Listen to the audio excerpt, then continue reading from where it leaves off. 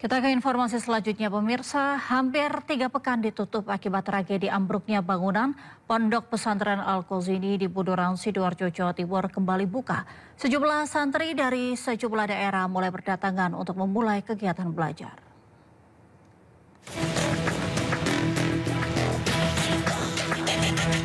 Garis polisi masih membentang di lokasi gedung pesantren Al-Qazini yang ambruk. Tak jauh dari lokasi, sejumlah santri terlihat melakukan aktivitas di sebuah tenda. Meski proses hukum atas ambruknya gedung Pondok Pesantren Al-Qazini Buduran, Sidoarjo terus berlanjut, namun pihak pesantren akan kembali membuka aktivitas belajar mengajar. Pihak pengasuh dan pengurus pondok mengaku telah menghubungi santri atau wali santri melalui pesan singkat serta telepon. Bersamaan kabar tersebut, sejumlah santri dari berbagai daerah juga mulai berdatangan. Karena kondisi pondok masih ditutup polisi untuk kepentingan penyidikan, pihak pengasuh mengarahkan para santri ke kampus 2 Al-Qazini yang berjarak sekitar 300 meter dari Pondok Putra Utama. Kampus ini telah disulap menjadi tempat belajar dan penginapan darurat. Jadi untuk sementara penampungan selama masih ada polis lain, kita gunakan di kampus 2, sudah kita hitung dengan jumlah calon santri yang akan kembali, insya Allah sudah bisa mencukupi. Pihak pengasuh dan pengurus Ponpes Al-Qazini menjamin aktivitas belajar mengajar santri tidak akan mengganggu proses penyidikan yang dilakukan di Treskrimsus Polda Jawa Timur. Dari Sidoarjo, Jawa Timur, Pramono Putra, iNews melaporkan. Sementara seluruh jenazah korban ambruknya Pondok Pesantren Al-Qazini di Sidoarjo, Jawa Timur telah berhasil diidentifikasi. Dengan teridentifikasinya 5 jenazah terakhir, tim DVI Polda Jatim pun umumkan penutupan operasi identifikasi.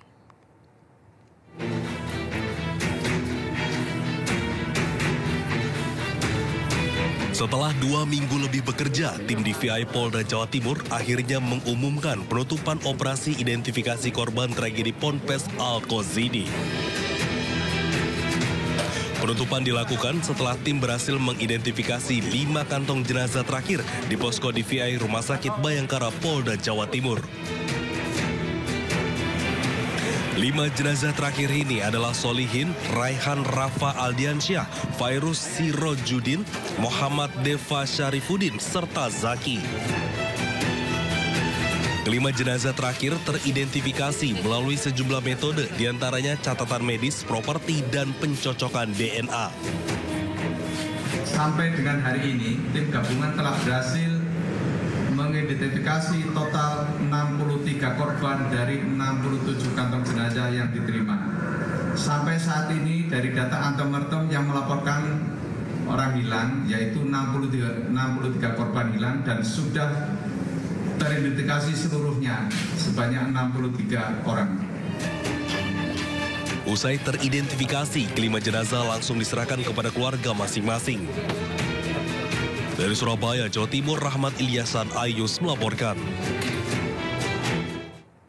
2 hari beroperasi, lebih dari 15.000 aduan masyarakat masuk ke kanal lapor Pak Purbaya, termasuk oknum pegawai Bea Cukai yang terpergok nongkrong di kafe saat jam kerja. Sido Malam segera kembali.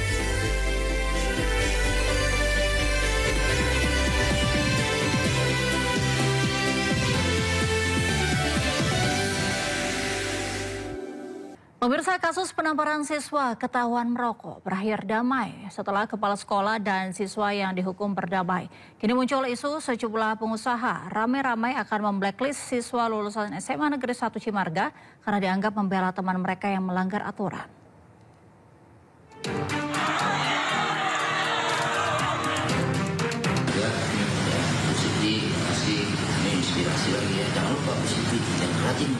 Setelah saling memahami dan memaafkan, kepala sekolah, ibu wali kelas, dan sang murid makan siang bersama dalam satu meja dengan Gubernur Banten, Andra Soni. Keakraban terjadi di atas meja makan saat keempatnya menyantap makanan. Gubernur Banten, Andra Soni pun sedikit menyinggung soal kesalahan yang bisa jadi pembelajaran.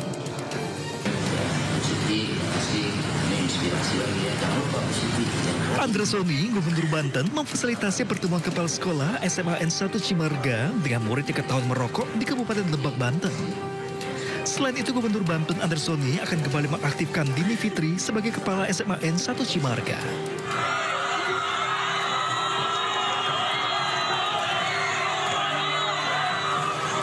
Sebelumnya, ratusan siswa SMA Negeri 1 Cimarga berhamburan ke halaman sekolah melakukan aksi menolak kekerasan lingkungan pendidikan di Kabupaten Lebak, Banten. Aksi ini dipicu setelah seorang siswa dipukul oleh kepala sekolah lantaran terpergok merokok. Aksi protes berlangsung damai namun penuh emosi. Beberapa guru mencoba menenangkan para siswa. Tim Liputan iNews melaporkan.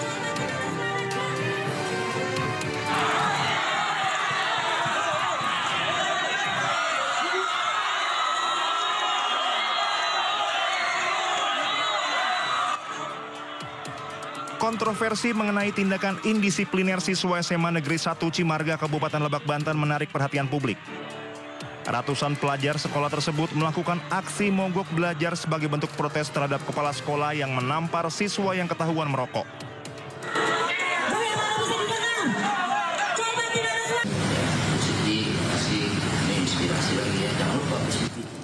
Kasus penamparan siswa ini pada akhirnya berakhir damai setelah pihak kepala sekolah dan siswa yang dihukum bermaafan.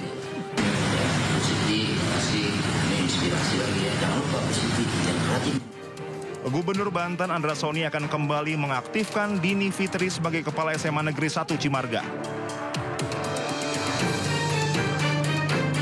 Sementara itu, di media sosial, sebagian besar netizen mengkritik keras aksi solidaritas para siswa SMA Negeri 1 Cimarga karena dianggap membela teman mereka yang melanggar aturan.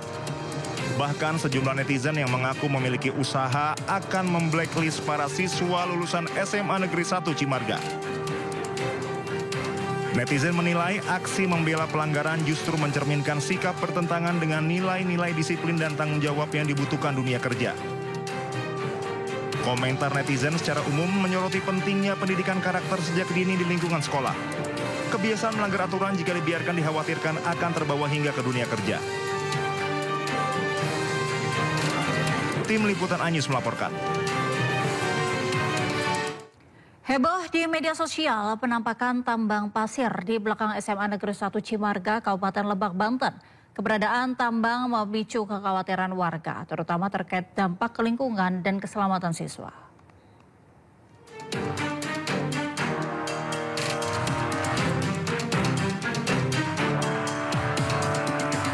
Jagat media sosial dihebohkan beredarnya video area tambang pasir berukuran besar di belakang SMA Negeri 1 Cimarga, Kabupaten Lebak, Banten.